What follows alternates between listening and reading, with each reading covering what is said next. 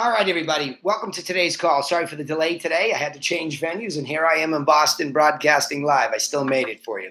I'm excited to do this as always. I think that, and again, it's interesting. Here we go again. We're doing another one of these today, and I am fresh off of a listing appointment with one of my agents, which was nice to see that we could stay to that formulaic approach. It's been an interesting week in the mastermind where what we did was we focused on the seller conversion process, which has everything to do with sales, quote unquote, or getting those sales opportunities, like we said last week. And then yesterday in the campfire call, all of you are welcome on the campfire, those who recorded, we did the buy side. And what I think is exciting, Laura and I in particular have been talking a lot about this, is that ability to really systematically set it up so that you're repeating something over and over. Look, I've been doing this for 20 years now, and I can tell you that I'm my own biggest problem when I don't stick to the formula. That's the key point here, is that once you crack a code that's a formula, you stick to it. And the reason you stick to it is because you are really trying to teach people. And so imagine every time you sit with a buyer or a seller, you are in this way where teaching them is everything. So it's not about you. And I don't mean that because we have some insecurity pandemic. I just mean that if you always think it's about you trying to sell yourself so someone will be doing business with you, you sound defensive. Because the minute you get a challenge to it, you go down that rabbit hole of on and on and on. And by the time they're done, they make a decision whether they like you or not. Whereas if you introduce somebody that you're going to help them, it's much more empowering. Today, at the end of this one, it was, thank you for being so nice. That was the reaction when Patty and I left the house. Now, it's a gal that we know, but she doesn't know me other than a teenager who grew up with her boys, and she never seen me in this context before. And the concept was, thank you. Nice. And again, we were under an hour in exactly what we did because we followed the formula. And I know she was empowered. She was empowered with the understanding of the process. We were able to lay off some of her concerns. She's in her 80s, I believe 83, 84 years old. She was able to lay the concerns off on us so that, again, when we left there was an empowered. Unfortunately, her husband passed back several years ago. And, that's the challenge here, is that as you look at this, these circumstances are very real and raw. So if you can introduce somebody to the way that they can get through it, they're going to feel very strongly about you. And what I say for a lot of you in these sales contexts that we'll talk about today, the context matters too. And so whether it's an expired or for sale by owner, a buyer you meet at an open house, a buyer sign call, all those we dealt with over the last buyer, the context changes, but the way that you help a buyer or the way that you help a seller does not, right? There's just a formulaic way that we all go through it. It's important to remember that. Okay, so Laura, unmute yourself there. It looks like you got muted. I'm going to unmute you for a second. Anything in particular, Laura, that you wanted to add to that from yesterday? And I don't know if you're sitting there with Autumn as well, but anything you wanted to add to what happened over the last couple of days there? I think it's just mostly just the refinement of the system. So we feel like we really got the sell side refined, and now we're trying to really do that on the buy side. Because we've been so heavily seller focused the last, probably 2 years, we really need to revisit that, get a similar, structure to our packages, as you mentioned, and really just make it very rhythmic with the buy side as well, because it's just as emotional on that end as it is for a seller. Sure. Let's go to that little highlight there. I think one of the biggest distinctions that you, along with Autumn and me, have made is that there's this sense of this package of information, right? This was something that really bubbled itself up, that when we sort of left Autumn alone in the beginning after teaching her the basics, that look, with the sell side especially, we're interested in sending out this package. What package? Well, our seller course with a few properties around these expireds that they were competing with that sold when they didn't, so that they have a little bit of information about properties. They have our formula, and they have a cover letter that explains it, recognizing their context. that package, which we showed to the mastermind yesterday, is extremely important for everybody in a sales context to understand.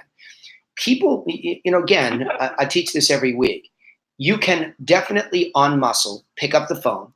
You can call a lot of people on the phone, and you can muscle them saying things like, when are you going to hire the right agent? And, you really should let me in the house. And you can almost force yourself in. And a lot of people will, because they don't have any other place to go. Nobody gives them an alternative. That works. So there's a perception that you have to be this muscular, pushy person to be effective at sales. And I couldn't disagree with that more. And now I'm more excited than ever to say, look, I'm experiencing in the house that there's no pushiness at all. Now, you all might see me in a teaching mode and say, well, Danny, that's you. You're naturally aggressive and you can mix it up. No, I don't want that. I wanted to be able to walk in the house today with Patty Mazzola, one of our agents, whose husband is a really, really high-end fine builder, and deal with this family friend that they've known forever, but really have Patty have the opportunity to simply understand what I did and not say, oh, well, Danny's my partner. He'll talk about this. No, it was to have her understand it as much as the client.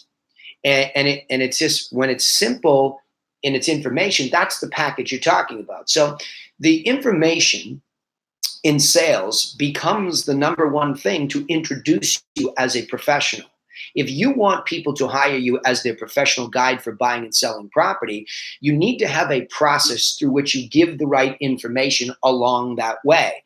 If you're rushing and always trying to get in the house, again, I will repeat, I'm not saying to a certain extent it doesn't work, but it is certainly not the best. A lot of you will be scared away from it if that's the business. So good news, it's not. Hi, this is Autumn calling from Griffin Realty Group. The reason I'm calling is because I saw your beautiful house online and I noticed that it didn't sell. So I wanted to send you some information that will help you sell it the next time. May I do that? I mean, amazing that we forget it's okay to ask permission of these people to send them some guidance information, which in turn is step number one in the sales process, okay? It's a guidance process. You know how I feel about language, but I'm going to call it sales for the sales call.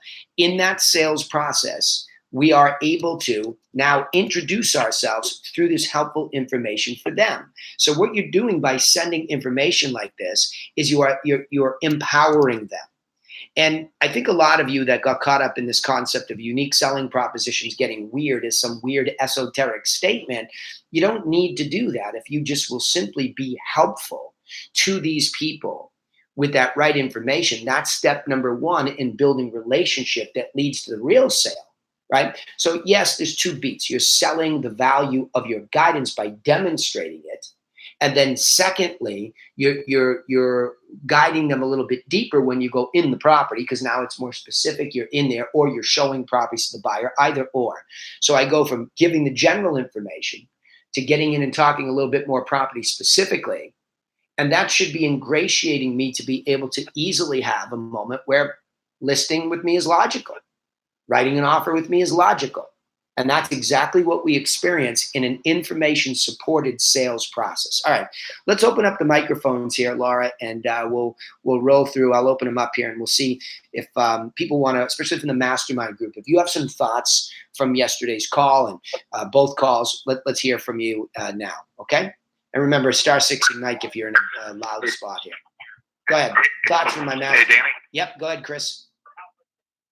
Yeah, just one thing that's really struck me about all this listening, and it helped yesterday for me to both listen and watch on the Facebook group simultaneously what you're doing. But it seems like you've made a move back to doing things a lot more tactile as opposed to, and I think, and I think I've leaned too heavily on going in with my laptop and looking, let's look at the screen. Yes. Whereas I think if you've got actual paper, it makes it more real. It seems like it's easier or at least from what you've shared, does it seem like it's been easier for them to understand what you're discussing with them, to really internalize and take it in? Yeah, well, 100% yes. I think let me explain this historically now that I have perspective. I think the thing that I thought before was, like we all did, well, the internet or technology, to look sophisticated, we have to do it. In fact, Chris Kleber brought it up yesterday on the call yesterday, talking about how he uses an iPad for sign-in. And I said, look, I certainly wouldn't recommend against using technology to sign in. But it's sort of like, Chris, like I tell you all in the mastermind, one of the best things you could ever do is have a pad of paper next to you all day and get thoughts out of your head, through your arm, through the pencil, and onto the paper. There's just something magical about that transformation of an idea when that process happens. I find that the more physical that you can make things, there's just something deeper about that. And I think we